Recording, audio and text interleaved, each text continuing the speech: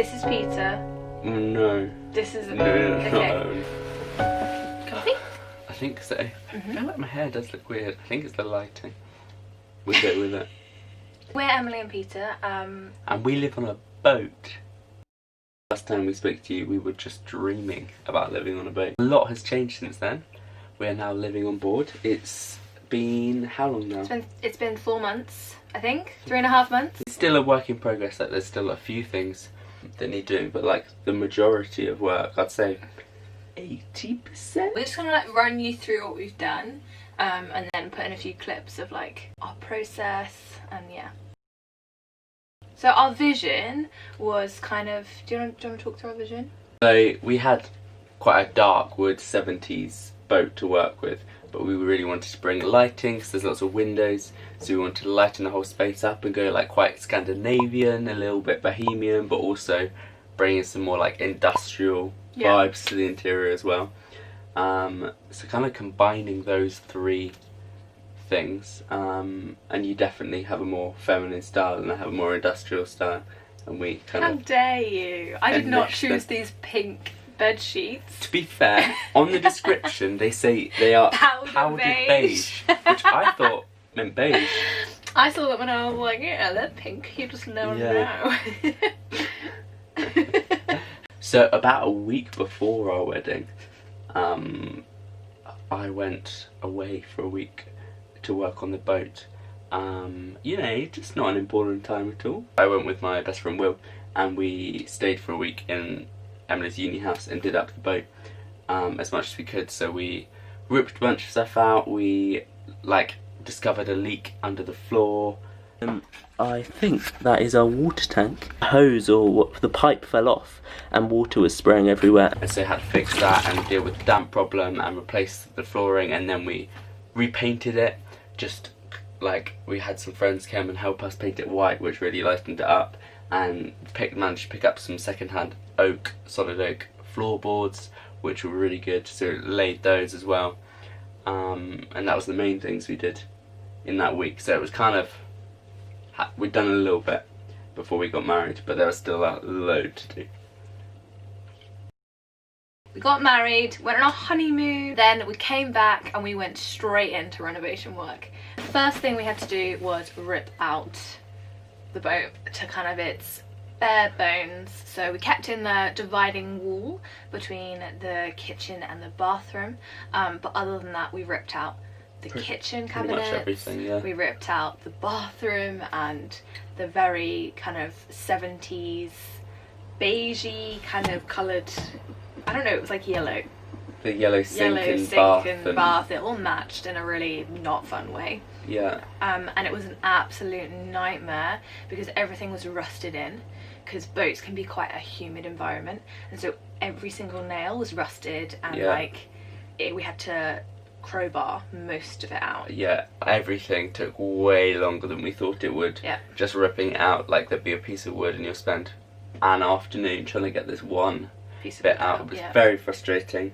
Yeah, at this point our boat was out of water, and still very ugly on the outside as well, so we needed to repaint the outside. We'd repainted the inside, put down the flooring, but our mattress wasn't in, the cabinets had been ripped out, the bathroom had been ripped out, and we had to start to plan out our kitchen. Was the first thing we did, wasn't it? Yeah.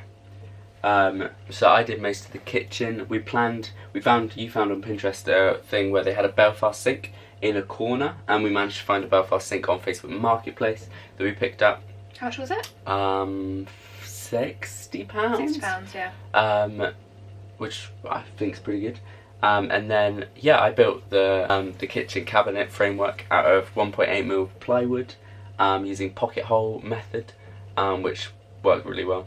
You taught me how to do it, didn't you? Yeah, that was fun, wasn't it? Yeah. So built that, and then built some drawers and doors, and got the oven in.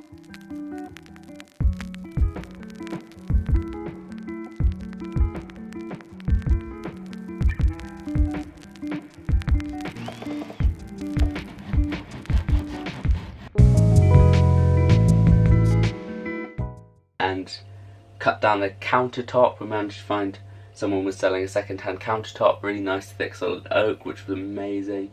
So cut that down and thrown that in. But that was fun. It's gone really well. It looks good. Strong. Be happy. So whilst Peter was designing the kitchen, I also did help. Like, I held things and you're great. I did help. But I was either pocket hole drilling, because it's actually super easy, or I was doing the bathroom. So I had to research how to do it. Research how I wanted to get a glass screen, which was literally really ridiculously hard to find, because our boat is shorter than the average. So yeah, and then I had to buy a shower tray, and then I tiled the floor and the shower enclosure with white tiles, so like a white metro style, because we wanted in the bathroom to go for very industrial. So our plan is to spray paint all chrome features matte black, and then have like pops of like green with plants and jasmine and asparagus fern, like things that really love being in humid, damp environments. Yeah, and our wardrobe's also in there, which is a bit of a controversial decision. So we can get very damp in bathrooms, but currently we're not using our shower. Yeah, and it's got good ventilation and stuff. And if it starts to be an issue, we switch it up. We'll switch it up. But it's working for us for now. Yeah. We also bought a composting toilet, which there was a big drama about because it got lost in the post, and it came like 3 weeks late. Similar drama with our mattress, but it eventually came. So we're now using a Nature's Head composting loo, which we'll talk more about in a Q&A. Yeah, so that's been fun to learn how to use. You didn't want a shower curtain because you don't like the way that they stick to your legs. The simple option would have been to go for a shower curtain. Everybody has a shower curtain. But no, that wasn't an and they're option. like £2 from being cute. Just because we don't like it sticking to our legs. So then our mattress arrived, finally. There was a whole drama that we've talked about on our Instagram. At this point we kind of had finished our time in the Airbnb, and it was time to move on to the boat, but at this point we still didn't have gas, electricity or running water. So we moved on to the boat with none of those things. We got very early nights because it got dark very quickly. Also had no heating, but it wasn't too bad because it wasn't too cold then. Yeah. It got cold later. Yeah, so we moved on. Thankfully, after a few days, our electrician came and sorted the lights, which was amazing. Honestly, never been so excited for lights to work. Like, he turned on the light and I was like, you miracle worker. Yeah. How did you do that? We've gone for cute little spotlights. They're nice warm white. But yeah, I think living on boats makes us super thankful for like very ordinary things. Because, you know, our gas oven isn't still working. We're waiting for a part for that to convert it. And we really want to make a pumpkin pie. Yeah, we do. We painted all the kitchen cabinets grey, so we had a bit of a poll on Instagram, grey or white, and all the mums that contacted us said grey. They were like, white, it will stain all the time. So we have gone for grey. Thank you, mums everywhere. Thank you, mums everywhere, because, well, actually I'm not having a baby in this boat. Like I've said it before and I'll say it again. This little baby. There's not going to be a baby on this boat. If there's a baby on this boat at some point in the future, it was a happy accident. So that's inside stuff. We also put up some shelves. Why did I say about the shelves? No, we put up some shelves for our beautiful pantry, and which we're very excited about. And all the jars are labelled with our Dymo label maker, and they look so beautiful. And then we got a bunch of friends.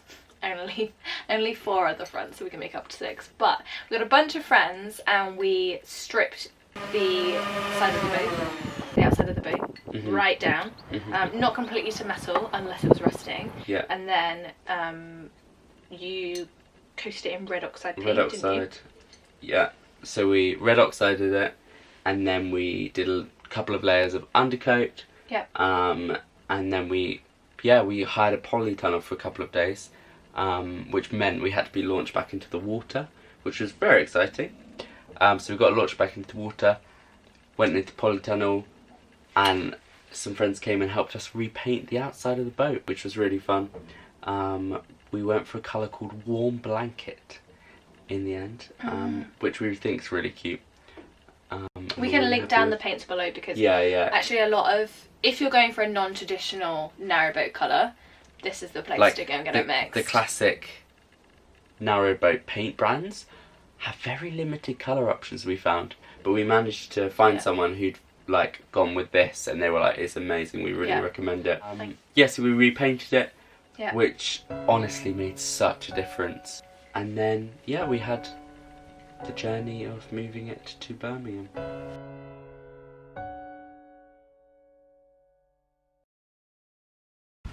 Are you right, darling? Yeah, I'm good. What should we have for dinner? Don't know, but just give me the scraps.